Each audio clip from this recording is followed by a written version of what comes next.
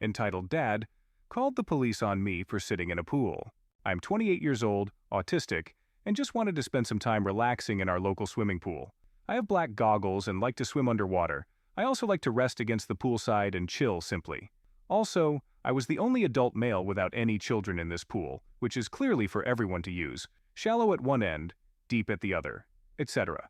I'm just resting by the poolside when a manager, not even a lifeguard, a bloody manager comes over to me and tells me my presence and behavior is making someone uncomfortable. He explained that someone had complained that me diving underwater and simply sitting by the side of the pool was apparently unacceptable, because I was apparently doing this to peep on children. He told me this in a non-accusatory tone and seemed to sound as confused as me about this. At first, I thought I was upsetting some over-worried parent, and being a parent myself, I felt horrible. I explained that I was just relaxing by the poolside, offered to take off my goggles to put them at ease, and even wanted to apologize to this person. The manager seemed to accept this and presumably returned to the parents to let them know I was sorry for upsetting them. About 10 minutes passed, and the manager was back, telling me the police had arrived. I was shocked and asked if it was about me. The manager said yes and that they wanted to talk to me. This is when I met the entitled Dad for the first time, a big guy, maybe early to mid-30s and pretty buff-looking. This is the only time he spoke to me, and all he said was, "You better go quietly or I'll tell everyone here you're a pedophile." He walked away before I could reply, and the manager led me out of the pool.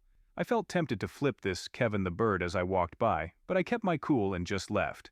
I got to the locker rooms, and 2 policewomen were waiting. Fortunately for me, they were really lovely and friendly with me the whole time. After grabbing a towel, they asked me what happened and what I was doing. I was honest and told them I was just trying to relax and had no idea I was upsetting this person just by being there. I even told them I was autistic, which led to one of the officers telling me they had a family member who was also autistic. They then asked me for my details to run me through their database. While that went on, the entitled Dad walked by and one of the officers asked to talk with him. He agreed, and they went elsewhere. I got changed back into my clothes, and as I was coming out of the changing room, the entitled Dad was in my way with his back to me. I couldn't hear what he was saying over the other people in the room, but I did hear him rather loudly order his kids to stay put while he went to get changed. He walked off without seeing me, and I left the locker room. The police stayed with me in the lobby until their database came back. Of course, it came back that I had no history of crime, and the gym staff had told the officers I had no history of disturbing other people, and I was free to go. However, the entitled Dad was hanging around near the back of the lobby, watching me. The police saw this too and offered to give me a ride home since I'd walked to the gym. I accepted since I was pretty shell-shocked by the whole ordeal and worried this guy would try something on my way home. In all, this was a really scary experience, and I'm still shaking typing this. I'm just glad the manager and the police were professional enough to let me speak my piece. I should mention there were other parents in the pool who didn't care about my presence. Another dad and his kids were playing right next to me, and he didn't care. I went back to the gym today to see if the same manager was on duty. Thankfully he was, and he took me aside to explain his perspective on things. I'll call him Mike, not his real name. Apparently Kevin seemed to be a trouble from the start, being very irate with Mike as well as other staff members. The only reason it wasn't the lifeguards dealing with him was because they were scared of him, being 17 to 18 years old, and this guy was an early 30s looking buff man. Even Mike, who was roughly the same age as Kevin, was concerned with his behavior, thinking if he got near me we'd end up throwing hands. When Mike first told him that I had offered to leave my goggles off so I wouldn't dive underwater, that apparently wasn't good enough. Then when the police arrived, Mike had actually just told them he was concerned for my safety. Nothing about the pedophile accusation. No wonder they were so nice. I then asked Mike if at any point he thought I really was a threat to the kids. He laughed and said no, saying that when I had mentioned I had kids of my own, the fact that I had offered to apologize and attempt to de-escalate things, he could tell I wasn't dangerous. He was thinking more about me being safe than whether or not I was a threat. The police seemed to think that way too. At one point after I left, Kevin was getting mouthy again, and a receptionist chewed him out for his actions. Then Mike asked if I made it home okay, and I told him about the police giving me a ride.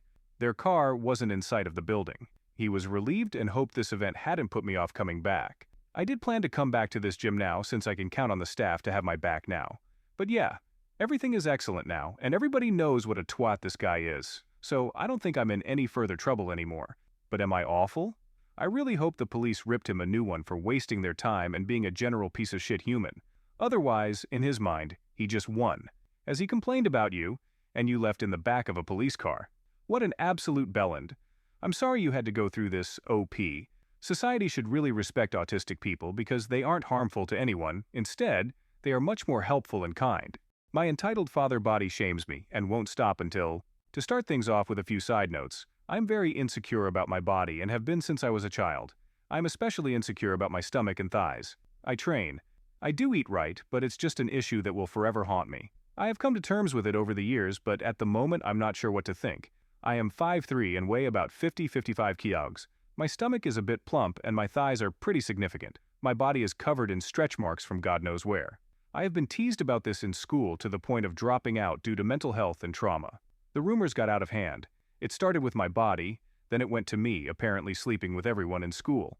They bragged about the thickness of my thighs and how fun it was to grab the skin on my hips, how the marks made them feel superior because they looked like scars. Keep in mind, I have never shown my body during my time in school. I have never slept or merely engaged in conversations with anyone unless I was forced to. I never mentioned it. Never did sports. The only person who knew was a so-called best friend who ended up getting jealous that I managed to pull a date. That was the only reason. It hurt a lot, but by the time she confessed, I was already down low, to the point of nearly ending it all. My teachers even laughed when I went to them for help because my parents brushed me off. The only thing holding me together with sparkly glitter glue was that godsend of a date I am still with today. He always assures me that my body is perfect to him, but I could never truly believe it. I could never shake away those memories, and I can't shake away the comments from my own father.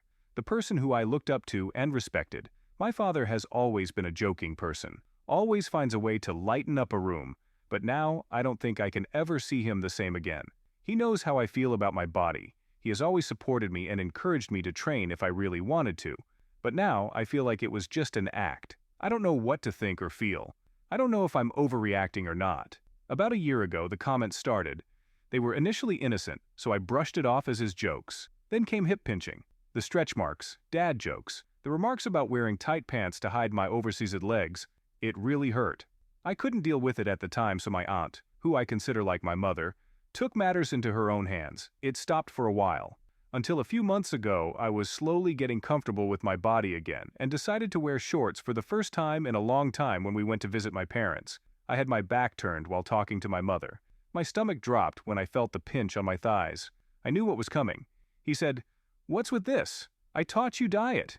And he jiggled the skin of my thigh, emphasizing what he was referring to. I couldn't stop the sob, and I just left. My partner didn't know what was happening when I pulled him to the car and asked him to drive home. I was a mess. That night, he just held me, and I was grateful for his presence. All the memories started coming back with that single joke. He still found ways to comment on my body, but I forced myself to ignore it and act unbothered. That brings us to 3 days ago. It was nearing my birthday, so my mother and I were discussing an outfit to get me. She wanted to personally look for something, so she needed my measurements, which I gave her. She was using my dad's phone as she had a bad streak of luck with breaking hers. My dad then started. He asked me why my waist was so wide. Why were my hips so high? Why wasn't it proportioned right? If I was sure, I measured in cm instead of mm. I went along with it because I wanted to at least try to be a better person, but I failed. I broke when he told me that I would never be able to fit into any of the outfits my mother showed me. It's pointless, and I should just cut holes into a bag and wear that to my birthday party instead, because it's the only thing that I will fit in. He didn't stop there, no. He said it needed to be long enough to make me look at least normal. I dropped my phone at that point, sobbing. I couldn't stop, and again, my partner just held me, whispering reassuring words throughout my breakdown. I ended up trying to talk to him. I tried to get him to stop, but he just brushed me off like in my school days. He told me he was only joking, and I needed to stop being so severe, that I can't help my body turn out the way it did. The worst part about it was they visited me, and I had to act fine because we had other guests over. It didn't take long for the jokes and pinching to start in front of everyone. He pinched my thigh when I walked past. He pinched my stomach and my hips. He said that I was getting bigger because of my stretch marks that he never knew were there. He asked if I was mad at him, but all I could do was plaster on a smile because I couldn't say anything. I was on the brink of bursting into tears. When they left, he tried to joke around and pinch me again. I managed to choke out, "Please stop," and he told me to stop being dramatic and accept that it was a joke. My partner was not happy about it, but I asked him not to intervene. I appreciate that he is here for me, but I cannot handle a fight right now. He's been trying to cheer me up, showing me cute outfits, saying how nice I will look in them and all other stuff, but I can't bring myself to let it go. I know it's not his fault, and I'm wrong for not wanting him to step in, but right now, I just need a hug. At this point, do you think I'm overreacting? Whatsoever, things continued in the same way, and I kept growing. I'm turning 21 now in November. I dropped out of high school in 10th grade, and I have lived with my partner since then, and he is 23. His family is very supportive and took me in with open arms. My partner and I now live on our own. My mother is that type of person who will side with anyone in a matter of seconds. And yes, the only thing holding me back is the fact that they are my parents. I sat my father down and tried to speak to him again. It ended up being the same as the previous times. My partner's father has heard of what's been happening, but never witnessed it until yesterday. My parents came over to visit again, with no knowledge that my partner's parents were there. It was only a visit to plan for my 21st. My dad didn't seem to care that there was a new member to the audience, and started his shit. I was wearing a pair of tights, which some of you know as leggings, as my sweats were dirty. I rarely wear tight clothes, as it gives my father more fuel to his insults. I was making coffee and he shouted, "Why are your thighs jiggling like that? Do you actually train?" My mother laughed like it was the funniest thing ever, and I heard a smack and my dad yelping straight after. That's a common thing between my parents, but it usually only happens in front of others. My future in-laws didn't say anything, but I could see they were confused and annoyed after the next couple of pinches, smacks, and comments. My partner's dad lost it. He started berating my dad and told him that he was a pathetic excuse for a father. Told him that for all these years he had to ensure I was okay because he didn't have a fucking clue to raising a child. How sick he was for even thinking it was okay to treat a daughter like that. He made sure to tell him how he had damaged me mentally to the point of just accepting it. How many times did his son have to hold me until I cried myself to sleep over one of his jokes? That went on for what seemed like forever, and my partner soon joined in. It ended up being turned to my mother, who tried to switch sides again. My partner's mother is a good woman, but she has a nasty side, and she wasn't afraid to show it. She is one woman you don't want to upset, aside from my aunt, who was called and gladly snuck her nose in. She ended up saying that they either apologize and get the fuck out, or they no longer have a daughter. They apologized, but my dad still couldn't see why it was so wrong to jokey. It's what fathers do, apparently. I was crying during the extent of it and still am. It was not about the fight, but the fact that I knew just how pointless it was.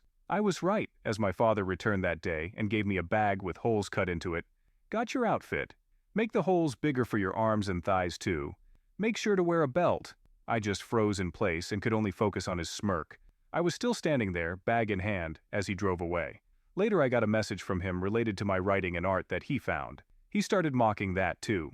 Commented on how I wish I could be as perfect as the characters I come up with. I use writing drawing as a way to cope, and he is right. I do wish I could be that perfect, that confidence. Normal, but I'm not. I'm a fuck-up. He made that clear. He made sure to let me know that I would never be as good, that I don't have the gene that's been passed down through generations. Maybe if my brother and sister were alive, they would have done it better. They died at birth. So, not only am I a mistake and second choice, I am a fuck-up entirely. That's really a heartbreaking story, and I would say please don't starve yourself, OP. It's not worth losing your health for anyone. I know it's easier said than done, but it's possible. Reconnect with your body and tell others to fuck off when they start this shit. If you don't have the courage and can't do it out loud, do it mentally. But don't let anyone else try to destroy you. You are more valuable, stronger, and more beautiful than you think. Your mom is a horrible person and is using you as a scapegoat for her own insecurities. And this isn't only for OP, but, in fact, for every one of you who's dealing with such parents or people around you. This Karen wants what she wants, and she wants it now. This happened about 15 years ago when I was working in a call center for a very big cell phone company. Now, this company has call centers all over the US. I happened to be working in one in the Midwest, swing shift. It was near the end of my shift one night, so almost 1 a.m., and things were winding down. My last call beeped through, but the customer's account didn't automatically pop up on the computer screen. This meant one of two things. Either this wasn't an actual customer yet, or it was a customer with a lost or busted phone. I was hoping for the first, but, sadly, it was the second. So I gird my loins, steel myself, and prepare to do what I can to help. I got her cell number to pull up her account, and saw that she had wisely purchased the replacement insurance. I used my best, compassionate customer service voicemail, and assured her that she would get a replacement phone in 5-7 business days. She was not happy about this, and I got it. But there's nothing else I can do. The conversation went something like this. Karen, I want my phone now. Me, I understand, and I empathize, but the replacement phones are sent through the mail. It takes 5 to 7 business days for it to arrive. I'm sorry. Karen. No. You will give me my new phone now. I'll pick it up at the store. Me. Ma'am, you're in New York. It's 2 a.m. there. There isn't a store open, and even if they're... Karen. Then wake someone up and make them open the store for me. I need this phone now. Now this conversation went round and round in circles for about 5 minutes. It had been a long day. It was the end of my shift, and at this point, my friends were waiting for me so we could all go to IHOP and blow off some steam. It's Tulsa, Oklahoma. There wasn't anything else open at that time of night. I kept trying to explain to her the simple fact that I couldn't instantaneously get her the replacement phone, and she kept interrupting me, demanding she get it right now. And I was starting to get pissed, and I was about to sacrifice my job if I heard the word, now. One more time. Karen, why won't you give me my phone now? And there it was. I took a deep breath, found my center, then, with a firm but calm tone to my voice that belied the fury boiling inside me, I said, Ma'am, I sincerely apologize, but all of our transporters have been infected with a computer virus. You don't want me to beam you a mutated phone that would bite off your ear and then embed itself into your brain. Now, would you? No, you would not. So you'll just have to wait patiently while we use 21st century technology to get your replacement phone to you in 5 to 7 business days. I am ending this call now. Thank you, and good night. Click Mao. I logged off, I grabbed my coat and stood up, ready to finally leave. And there was my supervisor, standing in her cubicle, giving me the stink eye. She gestured for me to come to her, and like a dog that knew it had done a bad thing, I slunk across the call center. Supervisor. You do understand that I'm going to have to write you up for that, right? I nodded. She looked around and no one but my friends were looking in our direction. Then she reached down and tapped a key on her keyboard. Then she tapped a second one. Then a third. Then she looked up at me and a smile twitched on her lips. Supervisor. We're just going to pretend this never happened, okay? Me. Ma'am? Supervisor. Yeah, you lasted longer than I would have. Chuckles. And I have to admit, that was a pretty creative comeback. Become stern again. But never ever do that again. Me? Yes, ma'am, no problem. That was not the first time, nor would it be the last time, that my smart mouth overruled my idiot brain when dealing with Karen. I'm honestly surprised I've never been fired for it.